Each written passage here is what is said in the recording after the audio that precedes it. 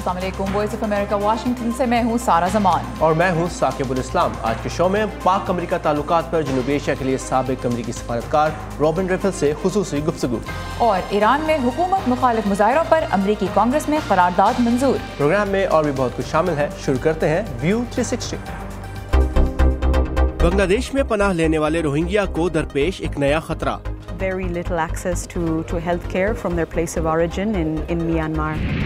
खुदकार गाड़ियां और हेलीकॉप्टर्स रोजमर्रा जिंदगी का हिस्सा बनने के कितने करीब। और मजहबी हम आहंगी की रोशन मिसाल, दिल्ली में हजरत निजामुद्दीन औलिया का उर्स। For me, this is the Eiffel Tower of the Ashiks.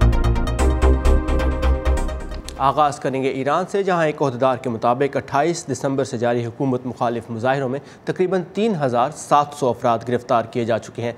इससे पहले अंदाज़ा था कि ज़ेर हिरासत अफराद की तादाद 1700 के करीब है। इंसानी हकूक़ के इदारे एमनेस्टी इंटरनेशनल ने ईरानी हुकूमत पर जोर दिया है कि वह पुलिस की हिरासत में 5 अफराद की हलाकत की रिपोर्ट्स की तहकीकात भी करवाए।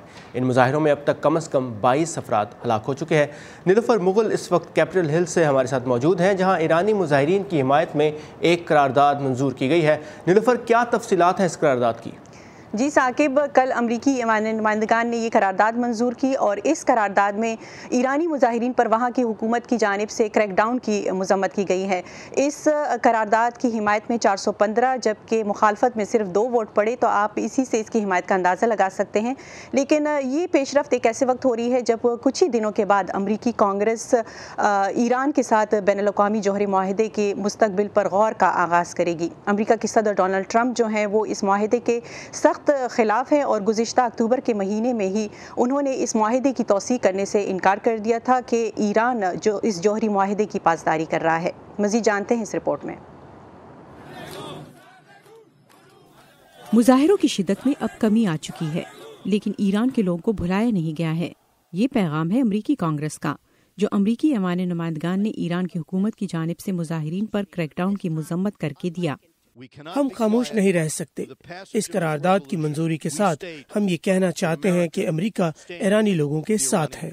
ताहम ये वो नुक्ता है जिसकी तरतीब इस वोट से कुछ घंटों कबल आयतुल्लाह खामनाई ने एक ट्वीट में ये कहकर दी कि ईरान अपने लोगों को अमरीका और सदर ट्रंप से ज्यादा बेहतर तरीके से जानता है। लेकिन अमरीकी कानून साजों का कहना है कि ऐवान की करारदाद का ये मकसद नहीं। हम ये वाज़े करना चाहते हैं कि अमरीकी ताज़ीरात का निशाना ईरान की जाबिर और गैर मुस्तहकम करने वाली हुकूमत है, ईरानी लोग नहीं। ये वोट एक ऐसे वक्त सामने आया जब सदर ट्रंप ईरान के 2015 के जौहरी मुआहदे को रीसर्टिफाई करने की बजाय नई शराइत पर मुआहदा करने पर जोर दे रहे हैं। ये सदर और उनकी इंतजामिया ईरान के ऊपर अपना पूरा इक्तिसादी और इकोनॉमिक सैंक्शंस का दबाव डालने के लिए पुरअज़्म है। हम नए मुआहदे के लिए कांग्रेस के साथ भी मिलकर काम कर रहे हैं। इन मुजाहिरों ने इस मुआहदे पर जल्द फैसले की जरूरत के एहसास में इजाफा ही किया है। मैं ट्रंप इंतजामिया के नुमाइंदों से इस सिलसिले में मिलता रहा हूँ कि कांग्रेस किस तरह मददगार साबित हो सकती है। हम ऐसा कुछ नहीं करेंगे जो जौहरी मुआहदे की खिलाफ वर्जी करे। इसके लिए हम अपने यूरोपीय शराकतदारों के साथ मिलकर काम करेंगे। अगरचे मुजाहिरों में कमी आई है, लेकिन तजियाकारों का कहना है कि इसके असरात देर पा होंगे, जिससे कानून साजों को इत्तेफाक राय के लिए मजीद वजूहात मिल गई हैं। अगरचे ईरान न्यूक्लियर डील पर इस ऐवान में 2 राय पाई जाती है, लेकिन इस पर सब मुत्तहद हैं कि ईरान अमेरिका का हलीफ नहीं है। कम से कम इस्लामिक रिपब्लिक ऑफ ईरान हमारा हलीफ नहीं। ईरान की जानिब से इसके न्यूक्लियर प्रोग्राम को महदूद करने के बदले ये ऐवान ईरान में इंसानी हकूक की संगीन खिलाफ वर्जियों को नजरअंदाज करने पर भी कभी रजामंद नहीं हुआ है। और ईरान के जौहरी प्रोग्राम को महदूद करने पर कांग्रेस की जानिब से इक़दामात के लिए मार्च तक का वक्त है। और दूसरी जानिब ईरान के रहबर आला आयतुल्लाह खामनाई ने कहा है कि इन मुजाहिरों के पीछे अमेरिका का हाथ है और ये कि वो इसका बदला लेंगे, लेकिन अमेरिका इसकी तरदीद करता है कि इन एहतजाज की वो पुष्पनाही नहीं कर रहा या उसके जो इंटेलिजेंस इदारे हैं वो इसके पीछे नहीं हैं। आयतुल्लाह खामनाई ने अब ये तस्लीम किया है कि ईरानी मुजाहिरीन की जो मुश्किलात हैं वो बजा है और हुकूमत को चाहिए कि वो इन मुश्किलात को हल करे। जी साकिब। नीलुफर मुगल हमारे साथ थे कैपिटल हिल से। Thank you Nilufar for these updates. Washington में इन दिनों हुकूमत पाकिस्तान की हिमायत में भी कम ही आवाज़ें उठ रही हैं। दोनों मुल्कों के दरमियान ताल्लुकात के बारे में बात करने के लिए आज हमारे साथ हैं जनूबी एशिया के लिए अमरीकी महकमा खारजा की साबिक असिस्टेंट अंडर सेक्रेटरी रॉबिन रेफल, जो कि कई दिहाइयों से पाकिस्तान और अमरीका के दरमियान सिफारती कोशिशों का हिस्सा हैं। Ambassador Raphel, welcome to view 360. A lot is happening between Pakistan and the United States. What's your assessment? What are the two sides doing right, and what are the leadership on both sides doing wrong? Well, first of all, thank you very much. Always a pleasure to be with you here at VOA. I think at this moment we're at a culmination of sentiments that have been building up on both sides. I think the United States has been very clear from the end of the administration of Obama and well into the first year of the Trump administration that it's frustrated with Pakistan for not doing more to contain and control activities of various groups on its own soil. And that's been building. It's not new with the Trump administration. Pakistan, on the other hand, has said, we've done enough. We've done a sufficient amount. We've sacrificed so much, lost so many lives, sacrificed economically, and that's it. We're not doing any more. So it's been kind of a standoff, and that standoff was in a way broken on the 1st of January with President Trump's foreign policy by tweet, announcing that we were cutting off military assistance. Now, as I look at that picture, my biggest concern is that from the U.S. perspective, this approach is not going to work. It will not accomplish the U.S. objectives. It will not force Pakistan to change its current approach. So in that sense, I think it's a bit of a fool's errand.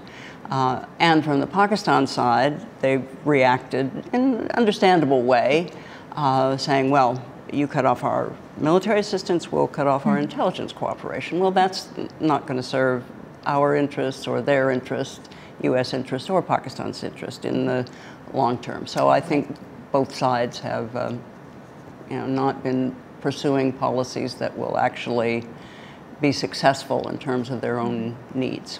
तो ambassador रेफल कहते हैं कि दोनों ही जानिब से वो policies नहीं अपनाई जा रही हैं जो दोनों साइड्स की ज़रूरतों को पूरा कर सकें। और उसमें उन्होंने जो बैकग्राउंड तो दी, वो बैकग्राउंड आप भी जानते हैं कि पिछले कुछ अरसे से क्या हो रहा है। अमेरिका फ्रस्ट्रेटेड है कि पाकिस्तान वो नहीं कर रहा जो उससे मुतालबा किया जा रहा है, और पाकिस्तान नाराज़ है कि जो वो कर रहा है उसको तस्लीम नहीं किया जा रहा।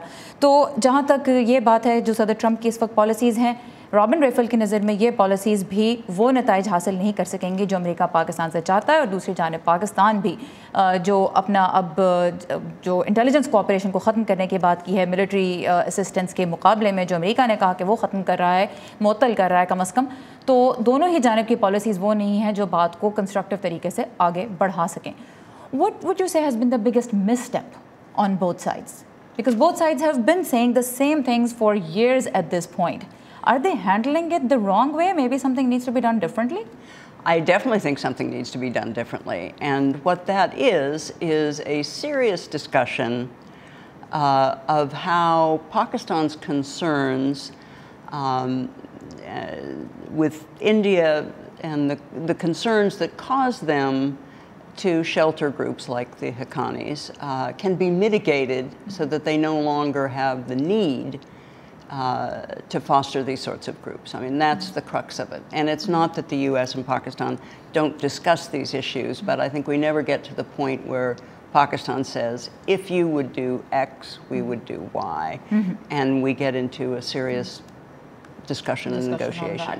So रॉबिन रेफल कहते हैं कि ये जो सूरत हाल है, इसका रास्ता एक तरह से देखा जाए तो पाकिस्तान और भारत के ताल्लुकात से होकर गुजरता है, और इनकी नज़र में ज़रूरी है कि पाकिस्तान के भारत से मुतालिक जो खदशात हैं, अगर उनको कम करने की कोशिश की जाए, उन तहफ़्फ़ुज़ात को सेटिस्फाई करने की कोशिश की जाए, तो शायद पाकिस्तान हक्कानी नेटवर्क और दीगर जो दहशतगर्द गिरोह हैं जिनकी पुष्टपनाही का पाकिस्तान पर इल्ज़ाम लगाया जाता है, उनकी हिमायत ना करे, उनका साथ छोड़ दे, क्योंकि रास्ता जो है वो भारत के थ्रू जा रहा है। So would you say that the way to peace in Afghanistan is kind of going through India?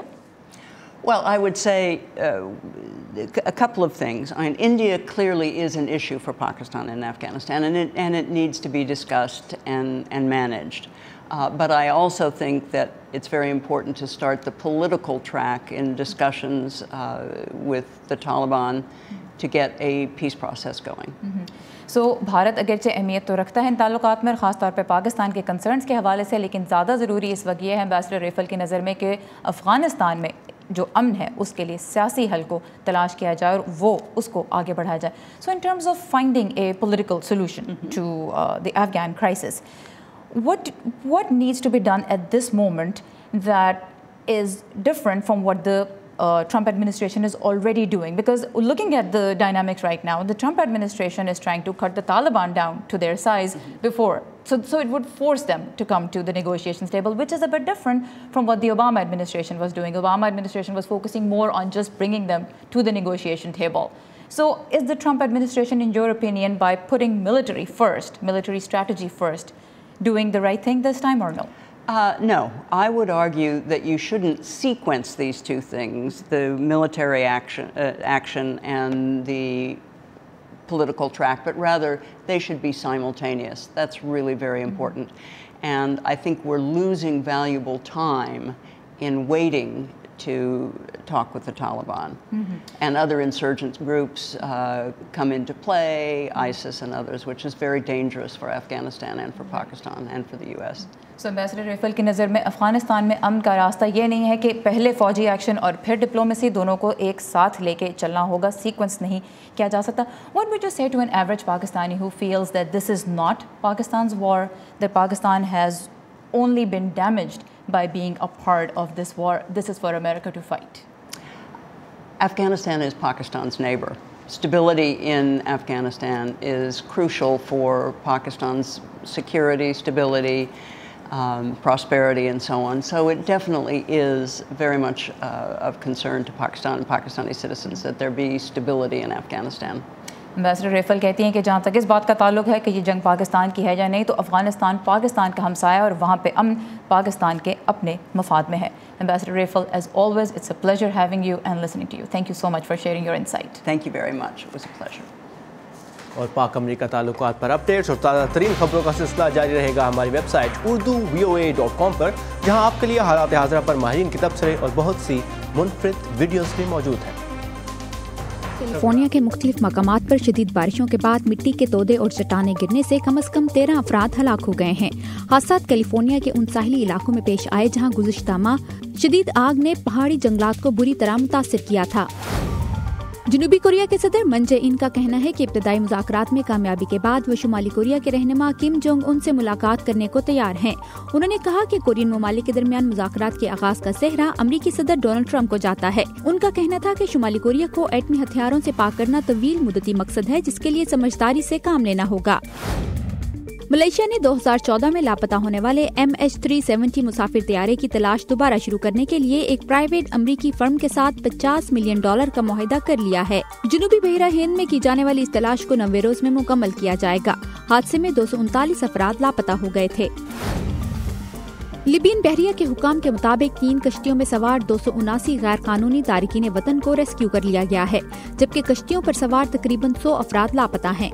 बच जाने वाले अफराद का कहना है कि 50 अफराद के मरने का खदशा है.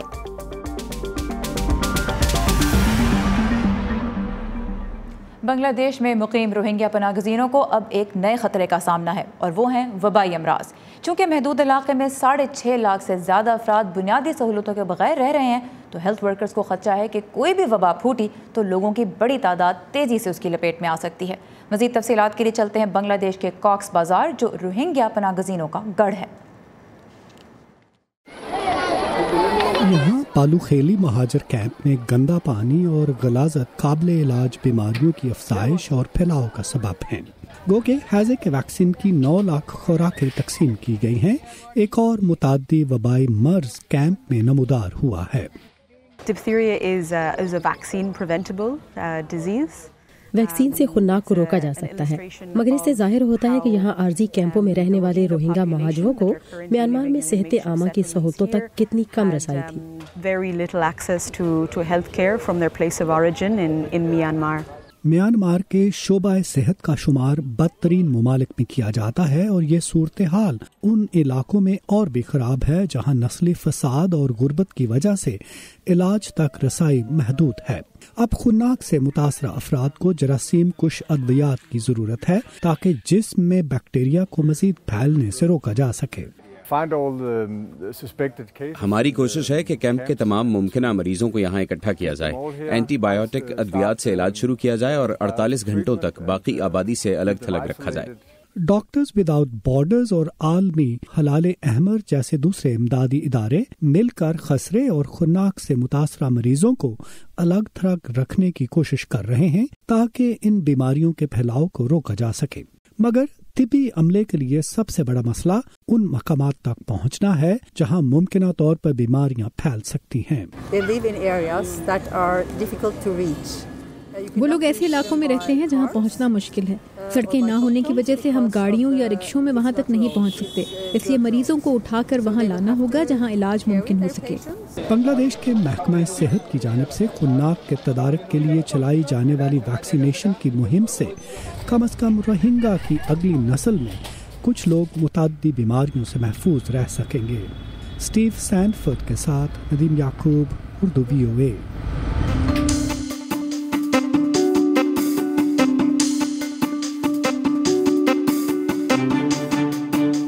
बात करते हैं कुछ हेलीकॉप्टर्स की जिन्हें कंट्रोल किया जा सकता है फ़ोन पर एक ऐप से, और ड्राइवर्स के बगैर चलने वाली गाड़ियां भी ये हमारी रोज़मर्रा ज़िंदगी का हिस्सा बनने के कितने करीब हैं, देखते हैं आज के टेक्नोलॉजी सेगमेंट में।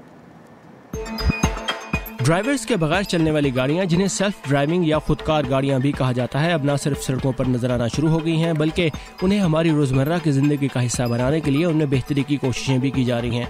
ऐसी ही एक कोशिश की है गाड़ियां बनाने वाली कंपनी वोल्वो ने ड्राइव मी नामी एक तजुर्बाती सिलसिला शुरू किया है, जिसके तहत कुछ खानदानों को खुदकार गाड़ियां चलाने के लिए दी जा रही हैं और फिर उनके फीडबैक के मुताबिक गाड़ियों को अपग्रेड किया जा रहा है।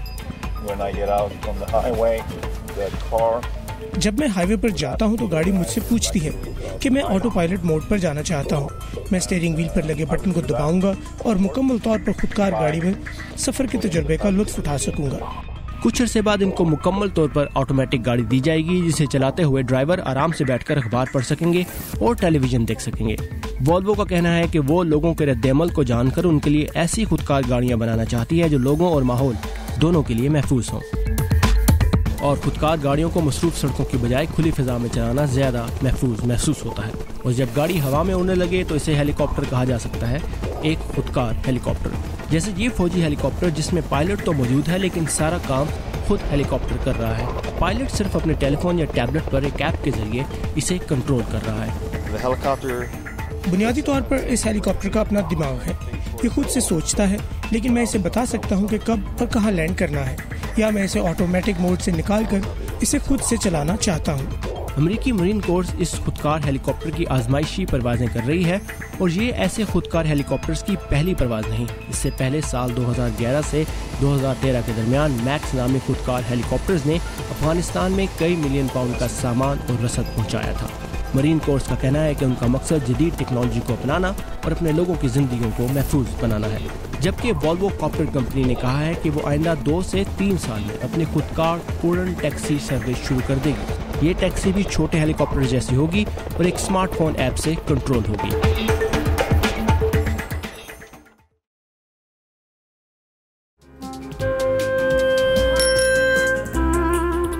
अब्बा जैसे करोड़ों लोग जहां हर रोज ईमानदारी से काम पर लगे हों, चाहे वो दफ्तर में हो या खेतों में, सड़कें हों, बॉर्डर्स, खेल का मैदान या कोई इंटरनेशनल स्टेज। जब पाकिस्तान का नाम रोशन करने वालों की कहानियां कहने के लिए हमारे पास वक्त कम पड़ जाए, जब पूरा मुल्क ही खुद को आगे ले जाने में लगा हो, तो फिर दुनिया भर में उसका परसेप्शन मुट्ठी भर लोग क्यों बनाते हैं? We are almost there, but not there yet. लगता है थोड़ी मेहनत और करनी होगी हमें भी। व्यू 360 सिर्फ आज न्यूज़ पर। حضرت نظام الدین اولیاء کا شمار چشتیہ سلسلے کے معروف ترین صوفیاء کرام میں ہوتا ہے۔ حال ہی میں ان کا 714واں عرس دلی میں بہت جوش و خروش سے منایا گیا، اور اس موقع پر ان کی درگاہ پر آئے لوگوں کو دیکھ کر پتہ چلتا ہے کہ ہندوستان کی صدیوں پرانی ثقافت میں مذہبی ہم آہنگی کا جو عنصر تھا وہ آج بھی کہیں نہ کہیں زندہ ہے۔ آئیے دیکھتے ہیں دلی سے رتل جوشی کی یہ رپورٹ۔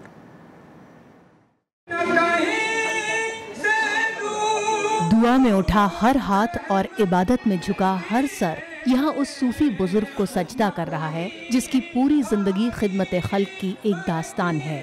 حضرت نظام الدین اولیاء کے چاہنے والے بڑی تعداد میں ان کا عرس منانے کے لیے پہنچے۔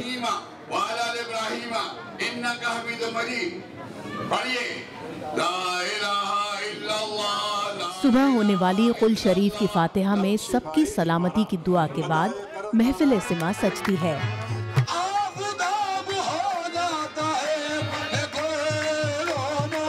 چشتیہ سلسلے میں سما اور قوالی بے حد اہم ہے اور نظام الدین اولیاء اس کے بڑے مداح تھے۔ یہیں پر دفن اولیاء کے مرید خاص امیر خسرو کو قوالی کا خالق بھی مانا جاتا ہے۔ جو رنگ اور قول سننے کا آستانہ عالیہ میں یہاں پر جو مزہ ہے، جو کیفیت ہے، وہ کہیں دنیا میں نہیں آتی، کیونکہ جو لکھنے والے ہیں وہ یہاں موجود ہیں، حضرت امیر خسرو رحمۃ اللہ علیہ، اور جن کی شان میں لکھا گیا رنگ وہ یہاں موجود ہیں، حضرت محب الہی۔ آستھا ہے مجھے اس درگاہ میں، اور اس کے ساتھ ساتھ جو یہاں جو قوالی کا جو شمع بنتا ہے اس کو بھی دیکھنے کے لیے ہم اور میری وائف آج یہاں پہ پہنچے ہوئے ہیں۔ مذہب اور ذات کی ہر بندش سے پرے سینکڑوں لوگ روز اپنی مرادیں لے کر درگاہ پہنچتے ہیں۔ عرس کے دوران یہاں زیارت کرنے والوں کی تعداد لاکھوں میں پہنچ جاتی ہے۔ آشیرواد لینے کے لیے آئے ہیں اور چادر چڑھائی ہے بابا جی کے، اپنے پریوار کی، اس دیش کی، اس سنسار کی، سارے کی شبھ کامنا سب کے اوپر بابا جی کا آشیرواد بنا رہے۔ Recently I traveled all around the world. I went to Paris. For me this is the Eiffel Tower of the Ashiks. وہ ایک الگ نسبت ہوتی ہے وہاں جگہ سے، جہاں تم کو پتہ ہے تم اپنا سٹریس، اپنی پرابلمز چھوڑ کے جا سکتے ہو۔ حضرت نظام الدین تاعمر شکستہ دلوں کی خدمت میں لگ کر لوگوں کو امن اور محبت کا پیغام دیتے رہے۔ سکون اور خلوص کی تلاش میں آج بھی ان کے در پر آنے والوں کا سلسلہ مسلسل جاری ہے۔ رتل جوشی، اردو VOA، دلی۔ امیر خسرو خواجہ نظام الدین اولیاء کے مرید تھے، اور خواجہ نظام الدین اولیاء خود بابا فرید گنج شکر کے مرید تھے، جن کا مزار پاکستان میں ہے، پاک پٹن میں، اور اپنی جوانی کے زمانے میں 20 سال کی عمر میں حضرت نظام الدین اولیاء وہاں آئے تھے اور ان سے ملاقات ہوئی اور ان کے مرید بنے تھے۔ اور اس نظام الدین اولیاء کے عرس میں پوری دنیا سے لوگ آتے ہیں شرکت کرنے کے لیے، اور پاکستان سے بھی جاتے ہیں، لیکن اس دفعہ پاکستانی زائرین کے لیے وہاں پہنچنا مشکل تھا کیونکہ ان کو ویزے نہیں ملے انڈین حکومت کی طرف سے۔ لیکن یہ ہم نے دیکھا کہ جب وہاں جاتے ہیں وہاں پہ پھر مذہب کی، قومیت کی، رنگ اور نسل کی کوئی تفریق نہیں ہوتی۔ بالکل، اور یہی خوبصورتی ہے۔ یہ تھا آج کا ویو 360۔ آپ سے ہمارا رابطہ قائم رہے گا facebook.com/VOA اردو کے پیج پر۔ سارا زمان اور ثاقب الاسلام کو اجازت دیجیے، اب آپ سے کل ملاقات ہوگی، تب تک کے لیے خدا حافظ۔